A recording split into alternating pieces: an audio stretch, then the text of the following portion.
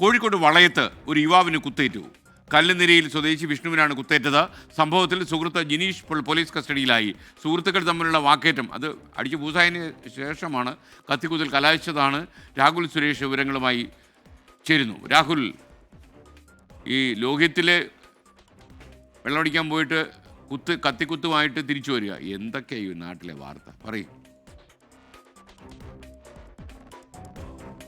SKN Kozhikode വളയത്തിന് സമീപം കല്ലുനിരയിൽ ഇന്ന് രാത്രി 12 മണിയോടെയായിരുന്നു ഈ സംഭവം. യുവാക്കളായ 2 സുഹൃത്തുക്കൾ തമ്മിൽ ആദ്യം വാക്കേറ്റം ഉണ്ടാവുന്നു. ഈ വാക്കേറ്റം ഒടുവിൽ കയ്യാങ്കളിയിലും അതോടൊപ്പം കത്തിക്കുത്തിലും കലാശിക്കുകയായിരുന്നു. സംഭവവുമായി ബന്ധപ്പെട്ട് കഴുത്തിനാണ് ഒരു യുവാവിന് ഗുരുതരമായി പരിക്കേറ്റുള്ളത്. കല്ലുനിര സ്വദേശിയായ വിഷ്ണുവിനാണ് കഴുത്തിന് ഗുരുതരമായി പരിക്കേറ്റത്. വിഷ്ണുവിനെ കോഴിക്കോട് മെഡിക്കൽ കോളേജിൽ പ്രവേശിപ്പിച്ചിട്ടുണ്ട്.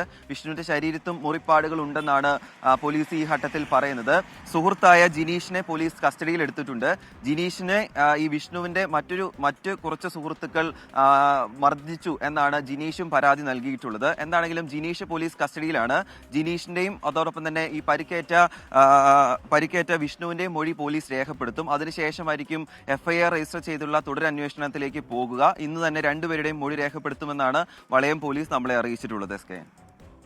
Okay, thank U.